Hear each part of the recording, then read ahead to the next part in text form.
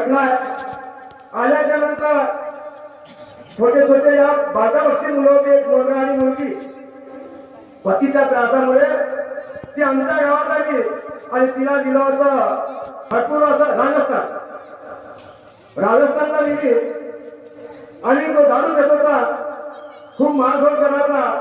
तिचं माया गडचिरोली जिल्ह्यातलं असल्यामुळे ती पतीला सोडून इकडे आली आणि आमच्या गावात मोलमजुरी करू लागली. लहान लहान छोटे छोटे मुले घेऊन तिला आनंद मिळाला.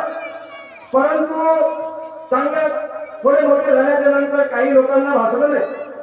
आमच्या जी गावामध्ये वैद लोक जास्त आहे, तर त्या बाईच्या मुलाला एका वैद्याने चोट चालवली. खूप पैसा लावला बिचारीने.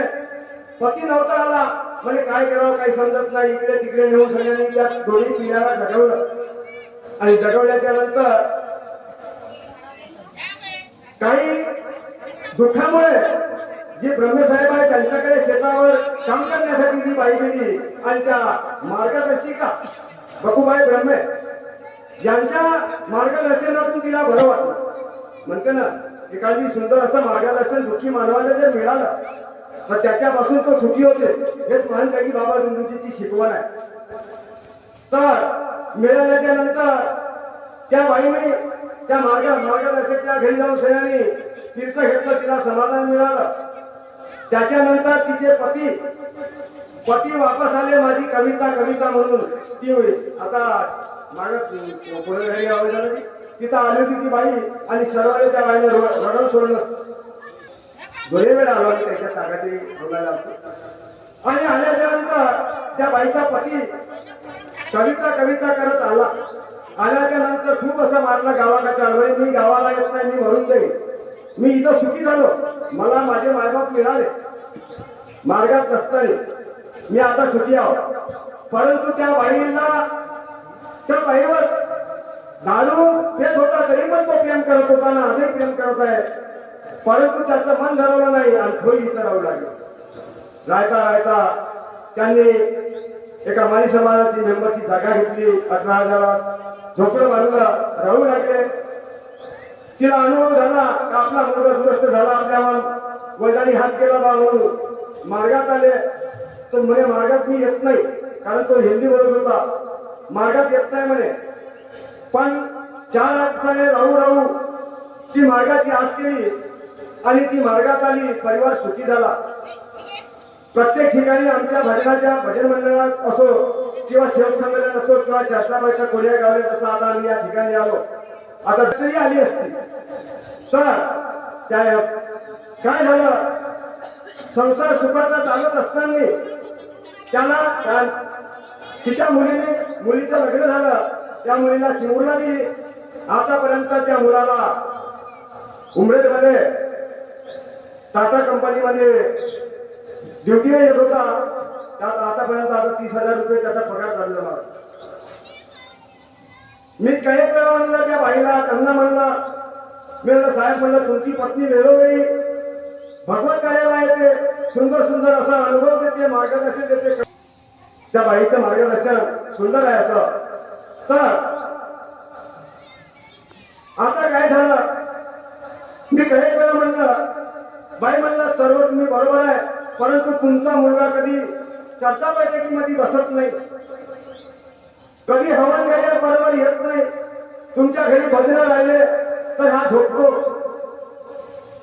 आम्ही 12 महिन्यातून जसं आपल्याला 5 कार्यक्रम आहेत, आम्ही 3 कार्यक्रम अन्नदानाचे कार्यक्रम करतो आमच्या पिऱ्या गावात. आपल्या बाबाच्या 3 मुलीचा जसा आहे नाही का, असे कार्यक्रम करतो. त्या कार्यक्रमामध्ये पंक्तीत कधी वाढायला दिसत नाही, जेवण करते, उठून पडते. मला बाबाची कार्याची लयच नाही या मुलाला.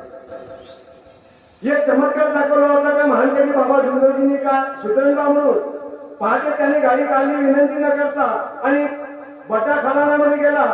तर गाडीवर साप असायचा, त्याच्या हातावर साप हाताला गुंडाळला. त्यांनी काही धक्का दिला नाही. चमत्कार. तेव्हा त्यांनी गाडी थांबवली. थंड का लागते म्हणून त्या मुलाने पाहायचं तर साप. त्या सापाला त्यांनी त्याचं हे केलं, त्याचे तुकडे पडले. गाडी थांबला नव्हते, काही कटला काही असा, पण त्यांनी डंक मारला नाही. तेव्हा दुसऱ्या सुकळी गावामध्ये हवन कार्य होतं, त्या ठिकाणी गेलो आणि त्या ठिकाणी सोनटक्के दादा सुद्धा आले होते आणि त्या ठिकाणी बाईने अनुभव सांगितला. तर असं करता करता आता त्या मुलावर अशी आपत्ती आली. पाय कोणी म्हणतात भगवंतानी त्यांना बोलवलं, कारण त्यांनी स्टेटस कसं टाकलं होतं, आज खाल्ला. स्टेटस कसं टाकलं होतं, आज खाल्ला.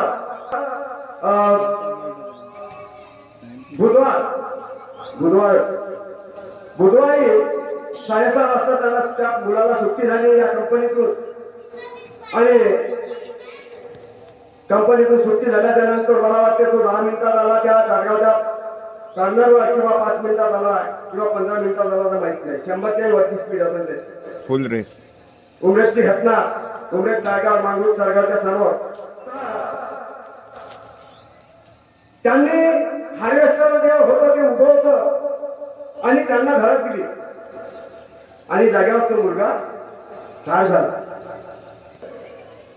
असा सुंदर मुलगा होता, परंतु त्याच्या कर्तव्यामुळे, बाबांच्या कार्यामुळे, मगाशी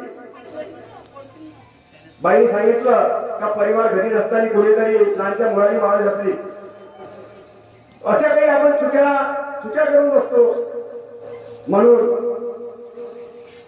एवढं मोठं त्या बाईवर दुःख आलं नाही, तर ती आली असती आमच्यासोबत, कारण ती बाई वेळोवेळी कार्यक्रमाला यायची. म्हणून महानकवी बाबा झुंबेजींनी जरी त्यांच्या परिवाराच्या हातातून काही चुक्या झाल्या असतील त्यांना सांभाळून घ्यावं, कारण ती बाई प्रत्येक ठिकाणी कार्य करत होती. बाबाने दिलेले 4 तत्व, 3 शब्द आणि 5 नियमाचं माझ्या परिवारामध्ये मी सुद्धा पालन करीन. तुम्ही सुद्धा तत्वशब्द नियमाचं पालन करा. एवढेच बोलतो आणि माझ्या शब्दाला विराम देतो. सर्वांना माझा नमस्कार.